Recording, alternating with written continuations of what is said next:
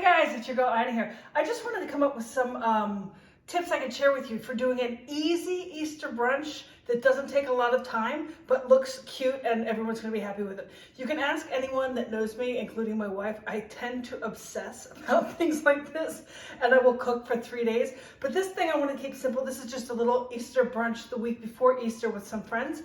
And I wanted to keep it simple and fast because I didn't have a lot of time this week. And so I came up with a couple of tips that you might want to use if you want to have an impressive table that's also not going to take you 3 days to do. I literally did a few things last night and a few things today, and I think it looks gorgeous. So here I made just took a regular old cutting board, threw some rolls. So this is a turkey breast and ham. Just rolled those up to make them look a little bit nicer. Threw some rosemary on there from the garden, and to add some color, some grapes, some tomatoes, and some parsley. I think it looks gorgeous. This I'm kind of proud of. This is the little basket that the strawberries came in. So I took everything out, washed the strawberries, put some in the fridge for snacking on, and then I filled this little basket up with some Easter grass. So to make it kind of look like an Easter basket, and then I threw the different color grapes and the fruit in here. Again, it took me like 2 seconds, and it looks fantastic. My cheese board also didn't go crazy with this. Just threw 2 different cheeses, actually 3 different cheeses on here. Again, spiced it up with some color, with some basil, a couple of tomatoes, a couple of nuts. It looks fantastic. People can take what cheese they like. Not to be kitschy, but I did throw a lot of things in Easter baskets on the table. So I've got a little Easter basket of chocolate. I can't imagine everyone's going to sit and eat chocolate, but just to kind of perk up the table.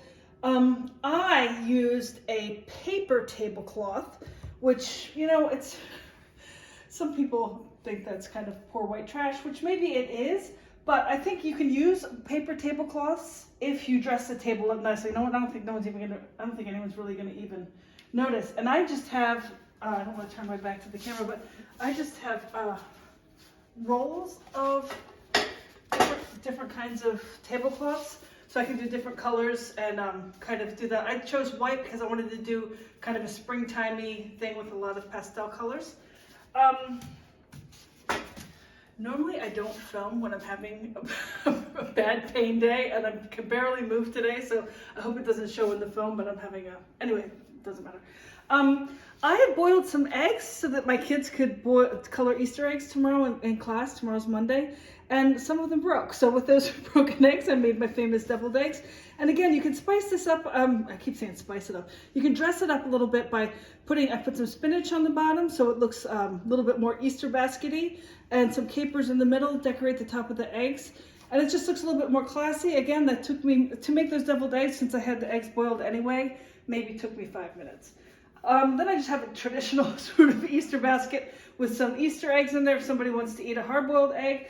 And then here, I've talked about this spice before. It's really traditional here that people, like if you're at a bar, remember bars? Those were the places you could go and order drinks and hang out with people. Well, when they used to have bars that you could go to, they usually have, in this time of year, Easter eggs on the bars and this spice. So this is a mini version. I think it's really cute. So I put like a mini aromats and little mini Tabascos in this little basket. So what's an Easter egg? We have those. For the guests, I put a couple chocolate buddies on their plates. We'll have pink champagne. I bought pink Prosecco, a rosé Prosecco that we'll have with that. I threw just some random antipasti things, some olives and sun-dried tomatoes. Again, I used the Easter basket theme for my, I guess, do you call these condiments? I guess, whatever you call it, the salt and pepper and stuff. Threw that in the Easter basket. When I think of holiday brunches, if you're at a hotel, I usually get a big giant plate of bacon and grapefruit slices. So I just bought canned grapefruit slices. I mean, you can, of course, section a grapefruit if you have time, but I just took these right out of the can and just sprinkled them with some pomegranate seeds that I had anyway because I had opened a pomegranate. So that kind of dresses it up with the pomegranate seeds. Let me see, what else did I do? I did, of course, bacon. You have to have a plate of bacon. And then a couple of things. These are wild garlic flowers that I pickled. So this is just a couple of things that I made myself. And I don't know if you remember the video. Maybe I can attach the video when I made the olives. Here are the olives. They turned out really good. So a couple of things that are homemade that I made just to kind of add a little personal touch. And then we'll have some gipfeli that are not here. Not gipfeli, how do you say it in English? croissants, but that's not, crescent rolls? Croissants, it's French. We'll have those, and normally I would do only pastels. That's why I got the pink flowers, but the green, there's always an Ina story in every video. The green pastel napkins I was depending on, the coffee maker broke and leaked out and ruined the green napkins. So I had to use red napkins, which normally I wouldn't. So I chose a couple of bolder color ribbons to put on the table to kind of balance out the dark napkins, because normally I would just do pastels.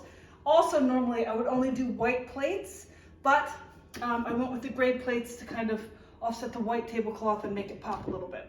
Also important, set your table nice. Okay, set your knives and forks and stuff up nice. I think having 27 million glasses on the table that you probably don't need also makes the table look nice.